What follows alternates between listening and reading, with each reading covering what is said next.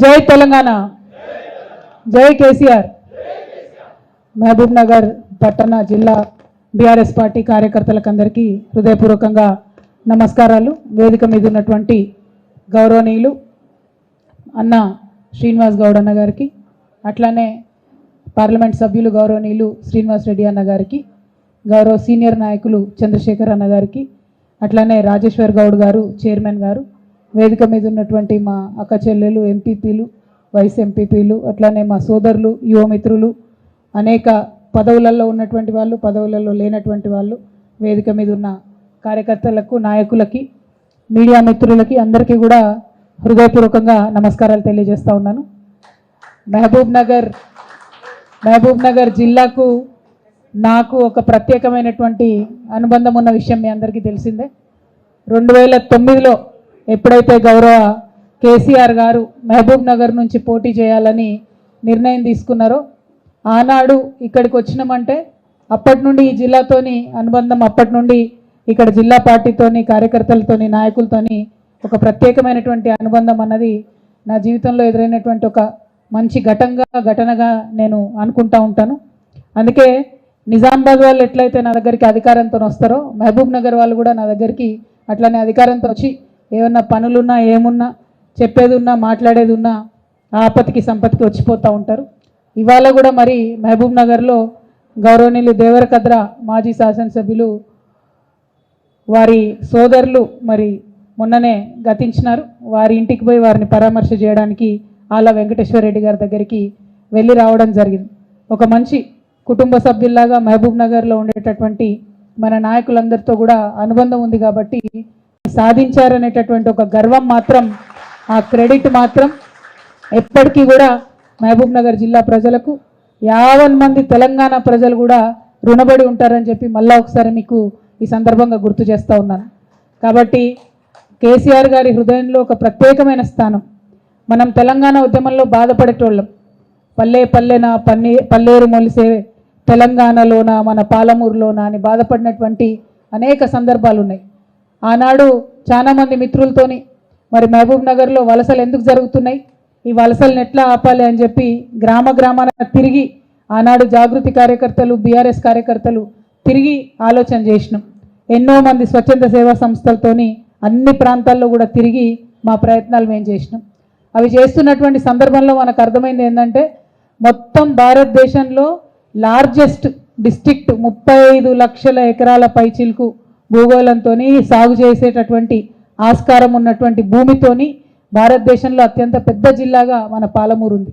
ఇంత పెద్ద జిల్లా ఉండి, పక్కకే కృష్ణానది ఉండి, ఎక్కడా కూడా మనకు పంటలు పండక మహబూబ్ నగర్లో చాలామంది భూములు ఉన్నోళ్ళు కూడా ఇడిచిపెట్టుకొని హైదరాబాద్ జంట నగరాలలో పోయి చాలా కూలీనాలి చేసుకొని బతికినటువంటి సందర్భం మీ అందరు కూడా గుర్తే ఉంటుంది. అందుకని ఒక బాధతోని, ఒక ఆర్తితోని తెలంగాణ రాష్ట్రం వచ్చిన తర్వాత ఎట్టి పరిస్థితుల్లో కృష్ణా నీళ్లు మనకు రావాల్సిందే, మన పాలమూరు పచ్చబడాల్సిందే అనేటటువంటి ఒక ఆలోచనతోని గౌరవ ముఖ్యమంత్రి గారు పనిచేసిండ్రు.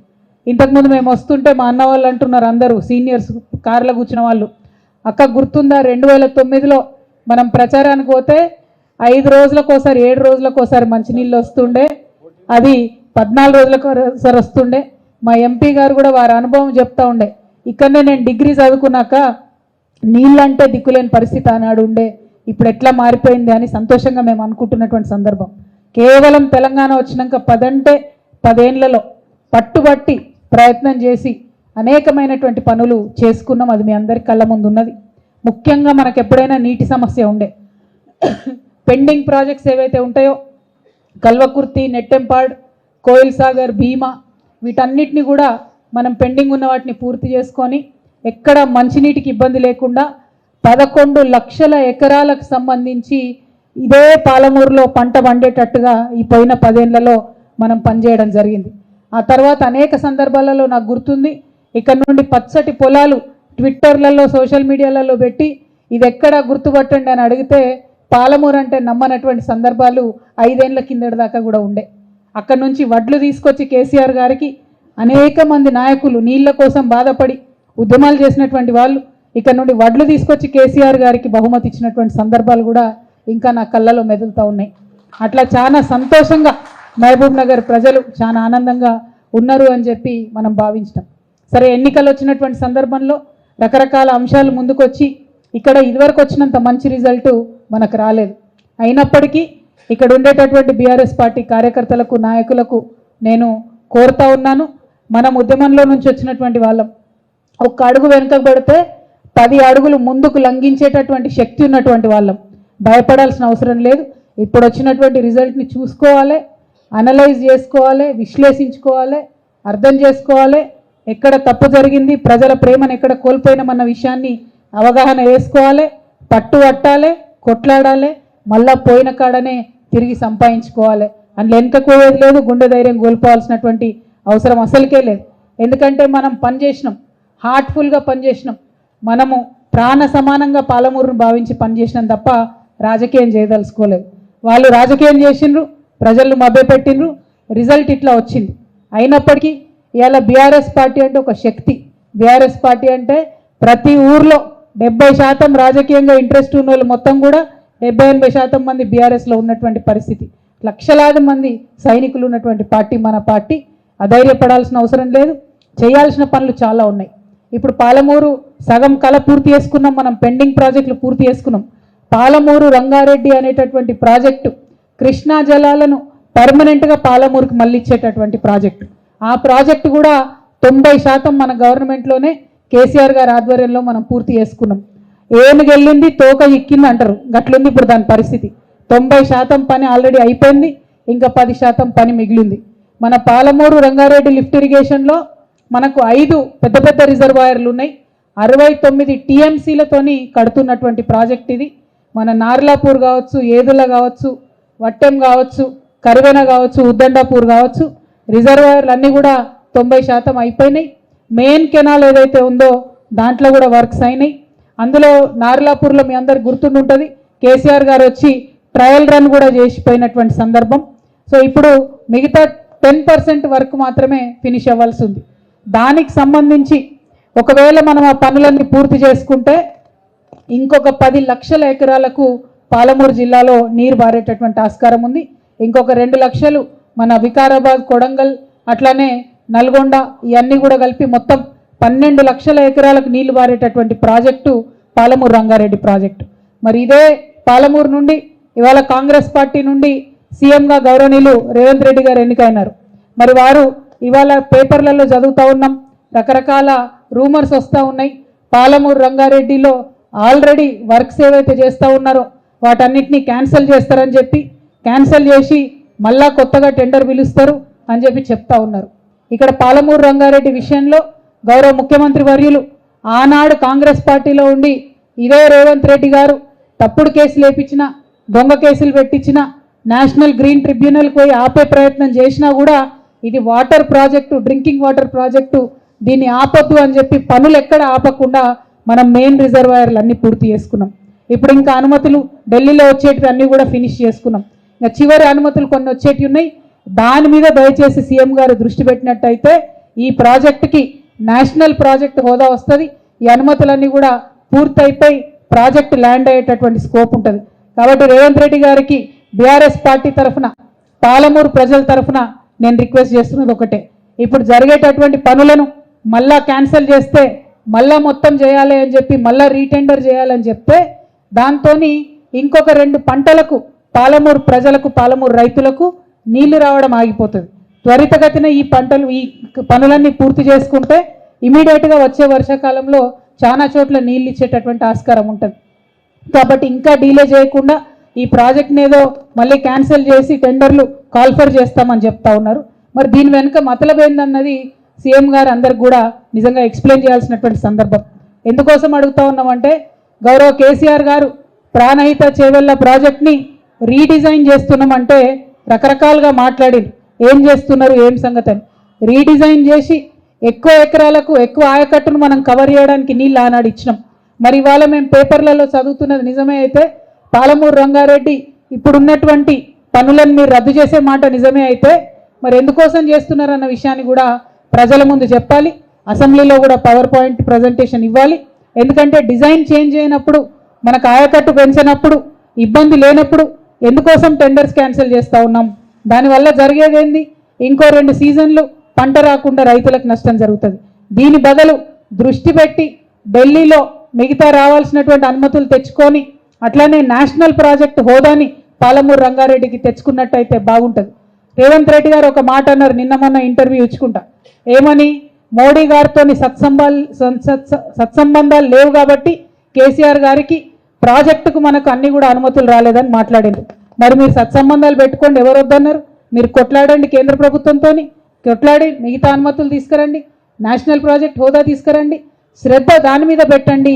రైతులకు బెనిఫిట్ అయ్యేలాగా, పాలమూరు ప్రజలకు బెనిఫిట్ అయ్యేలాగా శ్రద్ధ దాని మీద పెట్టాలని చెప్పి నేను ఇవాళ ఇప్పుడున్నటువంటి ప్రభుత్వాన్ని, ఇప్పుడున్నటువంటి ముఖ్యమంత్రి గారిని మేము డిమాండ్ చేస్తూ ఉన్నాం. అదేవిధంగా అనేకమైనటువంటి అంశాలు మాట్లాడడం జరిగింది వారు ప్రతిపక్షంలో ఉన్నప్పుడు. ఈ పర్టికులర్ ప్రాజెక్టుకి సంబంధించి ఎన్ని అడ్డంకులు సృష్టించాలనో అన్ని అడ్డంకులు సృష్టించినా వాటిని అన్నిటినీ క్లియర్ చేసుకుంటూ ఇవాళ మొత్తంగా 90% పనులు కూడా పూర్తి చేసుకోవడం జరిగింది. ఇంకొక 10% పనులు పూర్తి చేయడం మీద ఈ ప్రభుత్వం శ్రద్ధ పెట్టాలని డిమాండ్ చేస్తూ ఉన్నాం. అట్లనే ఇంకొక మాట, మొన్నటి వరకు ప్రజాపాలన పేరుతోని మరి అన్ని కూడా అప్లికేషన్లు తీసుకున్నారు. 1,20,00,000 అప్లికేషన్లు వచ్చినాయని చెప్తున్నారు. నిజంగా కూడా అప్లికేషన్లు ఎందుకు తీసుకున్నారో ఇంతవరకు ప్రజలకు అర్థమైతలేదు, ప్రభుత్వానికి అర్థమైతలేదు. ఎందుకంటే ఈ డేటా మొత్తం ఎవరెవరు ఏదైతే అప్లికేషన్లు పెట్టుకున్నారో అన్ని మీ సేవా సెంటర్లలో ఆల్రెడీ డేటా మొత్తం ఉన్నది. రేషన్ కార్డు అప్లికేషన్ అయినా, వితంతు పెన్షన్ అప్లికేషన్ అయినా, ఏదైనా ఆల్రెడీ డేటా ఉన్నది. ఇక కొత్త స్కీములు కావాలనుకునే వాళ్ళు పెట్టుకునే అప్లికేషన్లు తప్ప మళ్ళీ పెట్టిన వాళ్ళతోనే పెట్టి తీసుకొని ప్రజల లైన్లో నిలబెట్టిండ్రు. అది అయిపోయింది. సరే, ఇవాళ మేము ప్రభుత్వాన్ని కోరేది ఒకటే. ఇవాళ ఆల్రెడీ జనవరి 8వ తారీఖు, 9 అన్నయ్యలు 9వ తారీఖు జనవరి 1 నాడు పెంచినటువంటి పెన్షన్లు వేయాల్సినటువంటి ప్రభుత్వం జనవరి 9 అవుతుంటే కూడా మరి పెన్షన్ల ఊసెక్కడా లేదు. అక్కడనో ఇక్కడనో 2-3 జిల్లాలల్లో ఉద్యోగస్తులకు జీతాలు వేసిండ్రు, మిగతా జిల్లాలలో ఇంకా జీతాలు కూడా రానటువంటి సందర్భం, రైతు బంధు ఊసులేనటువంటి సందర్భం. ఏమంటున్నారు? ఇవన్నీ అడిగితే అరే నెల రోజులు ఇయ్యరా, 2 నెలలు ఇయ్యరా అంటున్నారు. తప్పకుండా ఇస్తాం, 100 రోజులు కూడా ఇస్తాం. కానీ మేము కోరేది ఒకటే, ఆల్రెడీ 44 లక్షల మందికి ఈ రాష్ట్రంలో కేసీఆర్ గారి హయాంలో పెన్షన్లు ఇస్తూ వచ్చినాం. కేవలం ఎవరికైతే వస్తున్నాయో వాళ్ళకే మీరు పెంచి వేయండి పెన్షన్. దానిలో పనేం లేదు కదా, కొత్తగా డేటా తీసుకునే అవసరం లేదు కదా, అప్లికేషన్ తీసుకునే అవసరం లేదు కదా, దానికి సమయం ఎందుకు? దాన్ని మాత్రం జనవరి 1 నుంచి మీరు పెంచిన పెన్షన్ వేయవలసిందిగా మేము డిమాండ్ చేస్తూ ఉన్నాం. అంతేకాకుండా ఇంకొక మాట ఇచ్చింది ఈ ప్రభుత్వం, 100 యూనిట్ల కన్నా తక్కువ కరెంటు బిల్లు ఉంటే కట్టే అవసరం లేదని చెప్పింది. ఇవాళ మహబూబ్ నగర్ జిల్లా 200 యూనిట్లు, మహబూబ్ నగర్ జిల్లా ప్రజలందరికీ కూడా మేము పిలుపునిస్తూ ఉన్నాం. 200 యూనిట్ల కన్నా తక్కువ మీకు బిల్లు వస్తే కరెంటు బిల్లు కట్టకూరి. మీరు ఎందుకోసం అని చెప్తా ఉన్నాం ఈ మాట అంటే, మీరు కట్టుడెందుకు, మళ్ళీ మనకు వాపస్ ఇచ్చుడెందుకు? కట్టకుంటే మంచిగా ఉంటుంది, ప్రభుత్వానికి కూడా ఈజీగా ఉంటుంది కాబట్టి కట్టకుండా ఉండండి అని కూడా మీ అందరికీ నేను మనవి చేస్తూ ఉన్నాను. ఇట్లా ఒక్కొక్కటి వాళ్ళు చెప్పినవి కొన్ని చేసే ప్రయత్నం చేస్తున్నారు. అందులో ఏమన్నా లోటుపాట్లు ఉంటే తప్పకుండా ప్రభుత్వానికి సూచన చేస్తాం, సమయం ఇస్తాం. 100 రోజుల తర్వాత బీఆర్ఎస్ పార్టీ కార్యకర్తల నాయకులందరూ సిద్ధంగా ఉండాలి. మళ్ళీ మనం ఉద్యమం చేపట్టాల్సి ఉంటుంది. ప్రజలకు సౌకర్యం కలిగే విధంగా, ఈ ప్రభుత్వం ఇచ్చినటువంటి మాట నిలబెట్టుకునే విధంగా, ప్రజలకు హక్కులు సాధించి పెట్టడానికి, వారి పక్షాన పోరడానికి బీఆర్ఎస్ కార్యకర్తలందరూ కూడా సిద్ధంగా ఉండాలని ఈ సందర్భంగా పిలుపునిస్తూ ఉన్నాం. అట్లానే త్వరలోనే పార్లమెంట్ ఎన్నికలు రాబోతూ ఉన్నాయి. మరి పార్లమెంటులో ఏనాడైనా, అది 2009 కావచ్చు, 2004 కావచ్చు, అప్పటి నుండి టీఆర్ఎస్ పార్టీ పుట్టినప్పటి నుండి ఇప్పటి వరకు పార్లమెంట్లో తెలంగాణ అనేటటువంటి మాట మాట్లాడేది కేవలం ఈ బీఆర్ఎస్ పార్టీ మాత్రమే. పార్లమెంట్ ఎన్నికలలో దయచేసి ఉమ్మడి మహబూబ్ నగర్ జిల్లా ప్రజలు ఆలోచించి బీఆర్ఎస్ పార్టీని పెద్ద మెజార్టీతో గెలిపించవలసిందిగా కోరుతా ఉన్నాను. ఎందుకంటే కాంగ్రెస్ పార్లమెంట్లో ఉన్నా ఎన్నడూ వాళ్ళు తెలంగాణ గురించి మాట్లాడలే, బీజేపీ పార్లమెంట్లో ఉన్నా ఎన్నడూ వాళ్ళు తెలంగాణ గురించి మాట్లాడలే. కేవలం మాట్లాడేటటువంటి పార్టీ, తెలంగాణ హక్కుల కోసం కొట్లాడేటటువంటి పార్టీ గిదే గులాబీ జెండా, గిదే బీఆర్ఎస్ పార్టీ. కాబట్టి రానున్న పార్లమెంట్ ఎన్నికలలో బీఆర్ఎస్ పార్టీ అభ్యర్థులను పార్లమెంటుకు పంపించవలసిందిగా ఉమ్మడి మహబూబ్ నగర్ జిల్లా ప్రజలను మనస్ఫూర్తిగా కోరుతూ, మరి మహబూబ్ నగర్ జిల్లాకు వరప్రదాయిని, ప్రాణప్రదమైనటువంటి పాలమూరు రంగారెడ్డి ప్రాజెక్టుకి నేషనల్ స్టేటస్ కోసం ప్రయత్నం చేయవలసిందిగా ఈ ప్రభుత్వాన్ని డిమాండ్ చేస్తూ ఉన్నాం. మీరు ఈ టెండర్లు రద్దు చేసి మళ్ళీ టెండర్లు పిలిచే ప్రక్రియలో ఇంకా 2-3 సీజన్లు రైతులకు నీళ్లు రాకుండా నష్టపోతారు కాబట్టి ఆ ప్రక్రియను కట్టిపెట్టి తక్షణమే కేంద్ర ప్రభుత్వం మీద ఒత్తిడి తీసుకొచ్చి మిగతా పర్మిషన్లు తెచ్చి ప్రాజెక్టు పూర్తి చేయవలసిందిగా ఈ ప్రభుత్వాన్ని డిమాండ్ చేస్తూ ఉన్నాం. అవసరమైనటువంటి సూచనలు మా అన్న చాలా గొప్పగా చెప్పినారు శ్రీనివాస్ గౌడ్ అన్న గారు. మీరు ఎక్కడనో మా ఎంపీటీసీలను తీసుకుపోవడం ఎందుకు, మా కౌన్సిలర్లను గుంజుకపోవడం ఎందుకు, ఇవన్నీ చేసుడు ఎందుకు, మీకు ఏం చేయాలనుకున్నా సపోర్ట్ చేస్తాం మేము. ఎందుకంటే ఇవాళ ప్రతి స్థానిక సంస్థల్లో నిండుగా దాదాపు 80-80% ఉన్నది కూడా బీఆర్ఎస్ ప్రజాప్రతినిధులే కాబట్టి అభివృద్ధిలో ఎక్కడా కూడా మేము ఆటంకపరచం.